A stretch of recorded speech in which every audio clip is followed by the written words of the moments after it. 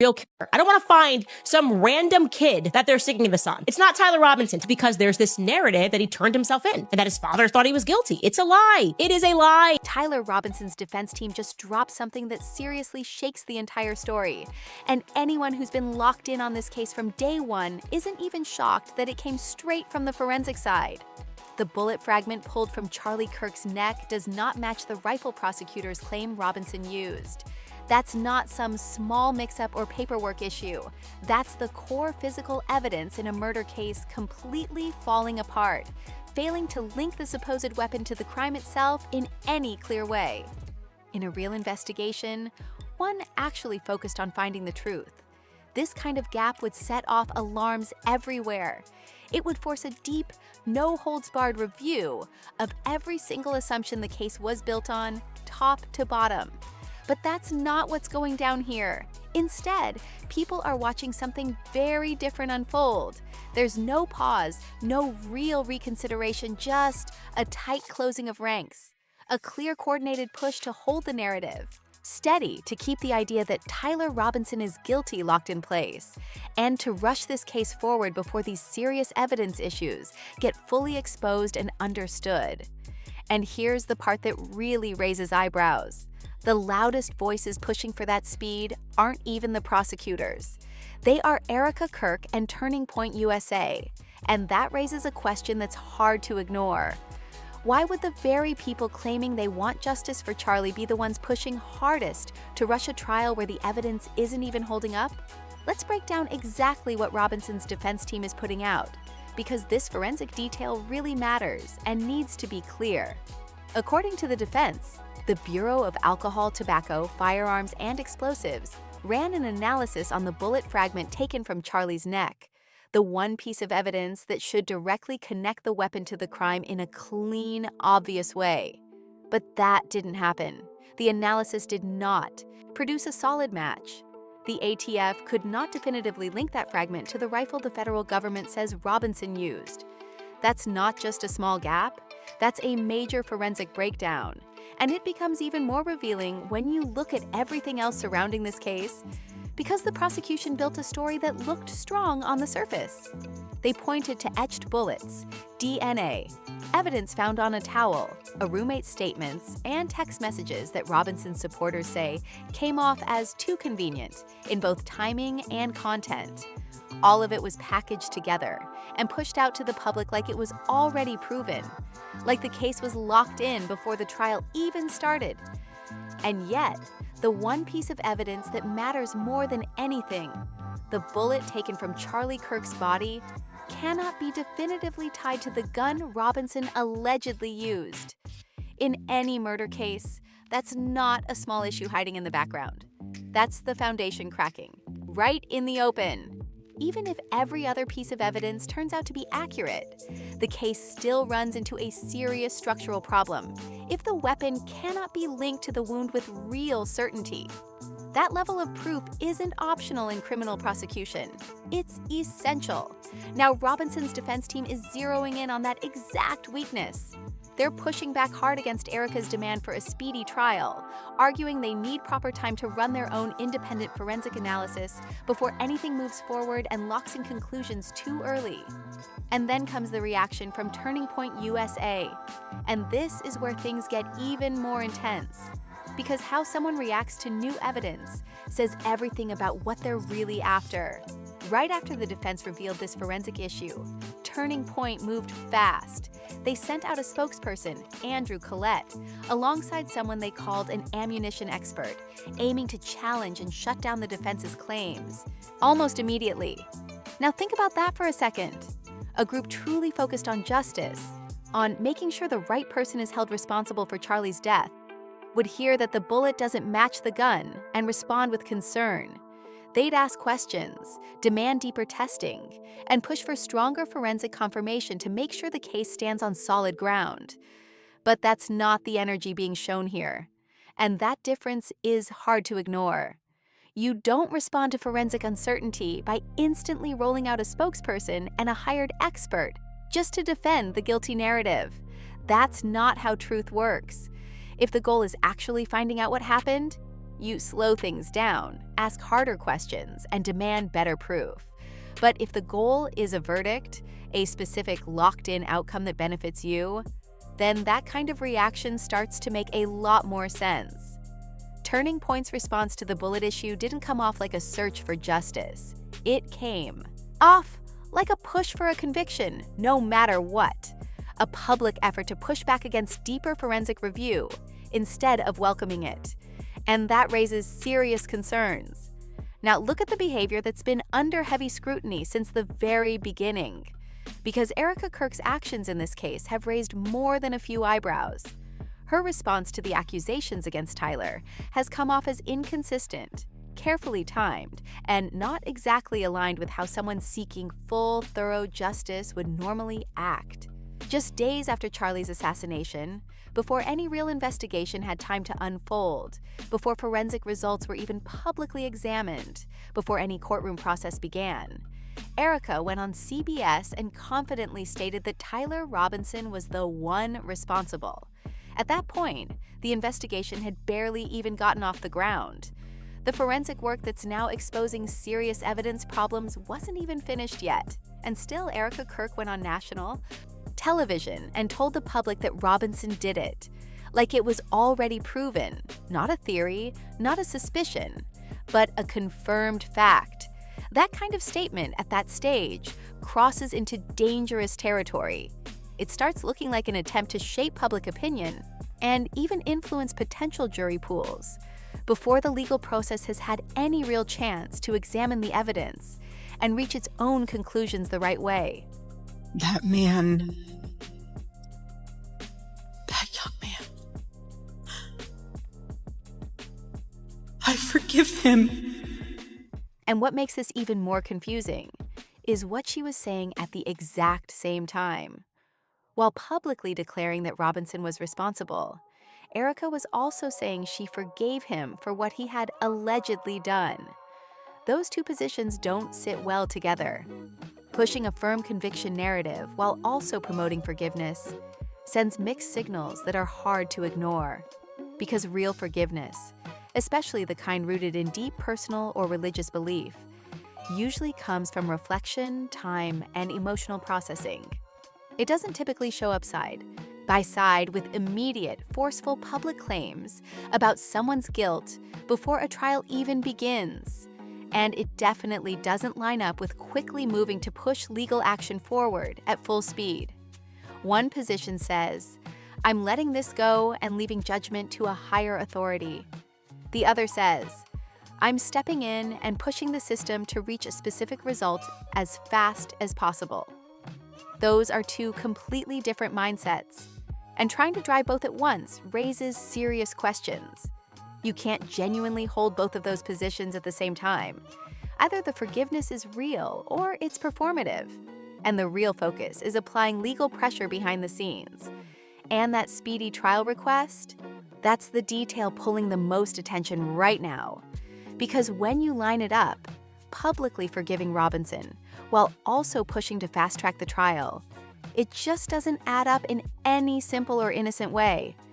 If someone has truly forgiven, if they're focused on healing, faith, and letting the system do its job, they don't turn around and push their legal team to speed everything up beyond what the case actually requires. That's not how that mindset works. You step back, you allow the process to unfold. You give the evidence time to be properly tested, challenged, and understood. But if the priority is something else, like limiting what information comes out during discovery, then the strategy starts to look very different. Because suddenly, a fast trial isn't about justice, it's about control. A rushed trial means the defense has less time to build its case and respond properly. A rushed trial means critical forensic issues, like that bullet and rifle mismatch, don't get the full independent review they deserve. And maybe most importantly, a rushed trial squeezes the discovery process, the phase where Robinson's legal team would be digging into timelines, communications, movements, and key relationships in the weeks leading up to Charlie's death. All of that gets compressed into a tight window where less can be examined, fewer questions get answered, and major details can slip through without ever being fully explored. And that pattern? It's exactly why the situation is getting so much scrutiny. The reality is simple. A real trial brings real discovery, and real discovery means Robinson's defense gets the chance to question Erika Kirk under oath. And that's exactly the part making people the most uneasy about her push to speed everything up. Because if Erika truly has nothing to hide about her timeline or her actions in the days leading up to Charlie's assassination, then discovery shouldn't be a threat at all. It should be a chance to clear everything up completely.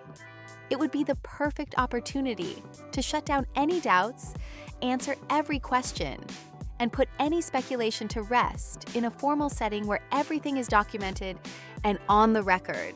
But if there are parts of that timeline that raise difficult questions she doesn't want answered in a legal environment where those answers become permanent, then suddenly, rushing or tightening that discovery window starts to serve a very specific purpose. Because when time gets compressed, fewer questions get asked, less digging gets done, and key details can stay buried. That's why people keep repeating one blunt idea. You don't rush justice, you rush a cover-up. And those who have been following this case closely from the start can see the difference. Now shift over to Sheriff Nate Brooksby, because his resignation timing is the kind of thing that makes people stop and read the headline twice, just to be sure they saw it right. Brooksby was the sheriff who handled Tyler Robinson's surrender, the official who organized and oversaw the moment the man accused of killing Charlie Kirk turned himself in. And this wasn't some short-term figure. He had been in that position for over 30 years, a full career in Utah law enforcement, spanning decades of experience and authority.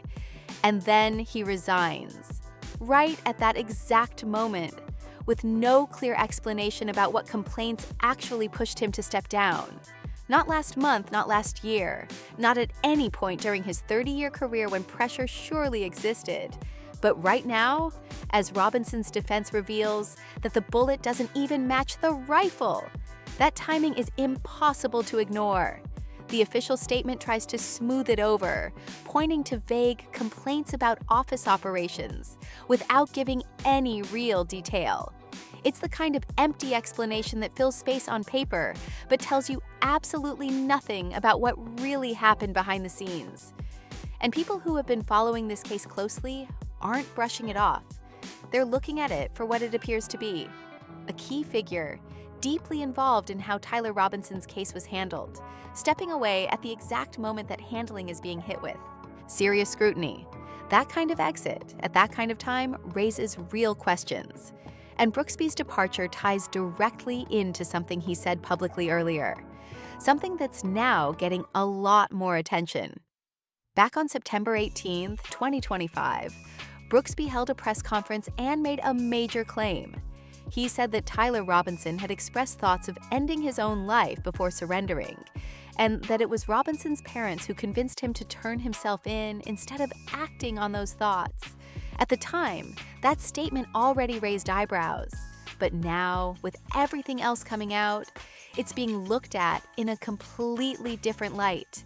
The narrative built around Robinson's mental state during that press conference wasn't random. It was doing a job. It helped make the surrender seem more human, more emotional, while also quietly shaping how people viewed Robinson before the legal process even officially started. But Candace Owens quickly pointed out a major flaw in that story. And it's a flaw that still hasn't been properly explained, because officers directly involved in the arrest told a different angle. They confirmed that Robinson was scared during the surrender, specifically scared of a SWAT raid and afraid of being shot by law enforcement. And those two mindsets don't line up cleanly at all.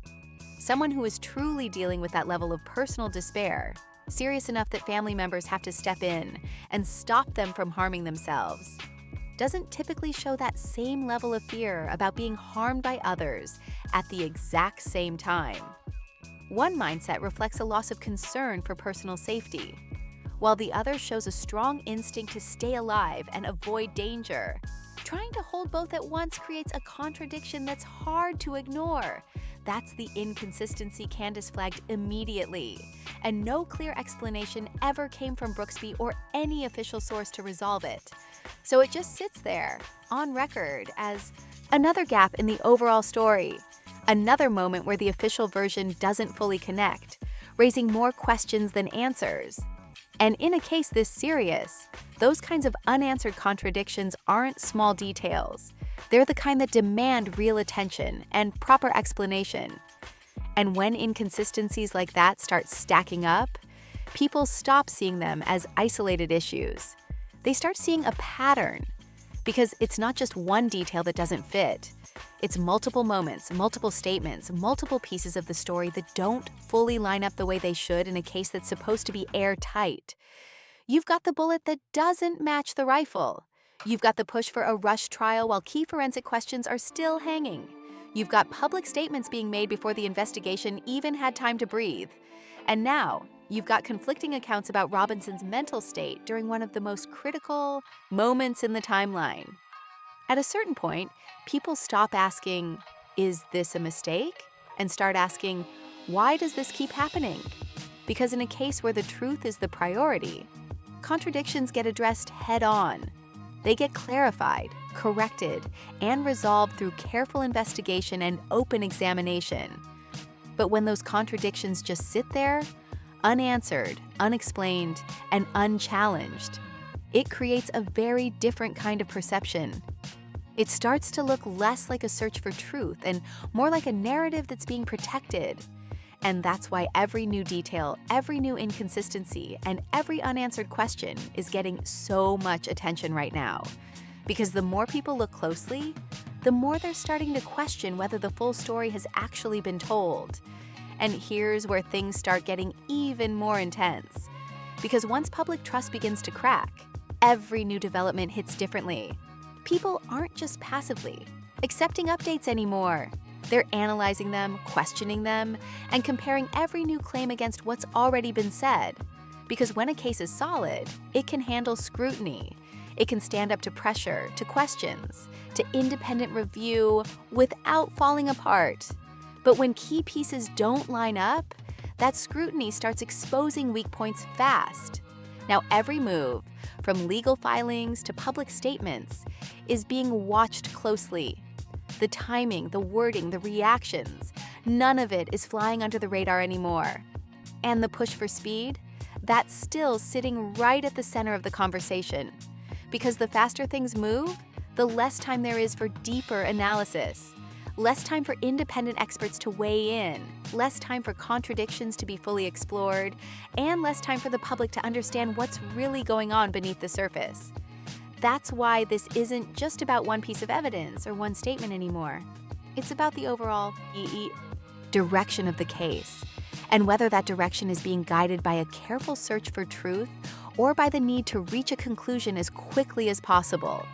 And right now, more and more people are starting to notice that difference, and they're not staying quiet about it.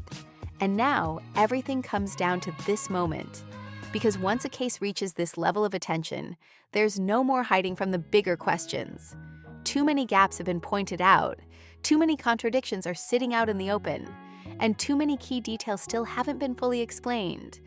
From the forensic mismatch that shook the foundation, to the rushed timeline, to the conflicting statements and sudden resignation, none of this exists in isolation anymore. It all connects, and people are starting to see the bigger picture come together piece by piece. And when that happens, the focus shifts. It's no longer just about what's being said. It's about what's not being said, what hasn't been answered, and what might still be coming out. Because at the end of the day, a case like this demands clarity. It demands transparency. And most importantly, it demands the kind of investigation that isn't afraid of where the facts actually lead. Whether that strengthens the current narrative or completely tears it apart. That's why so many people are watching closely right now. Not just for headlines, but for real answers that hold up under pressure. And now it's your turn to weigh in. What do you think is really going on here? Drop your thoughts in the comments, because this conversation is far from over. If you want more breakdowns like this, Make sure to like, subscribe, and share so you don't miss what comes next.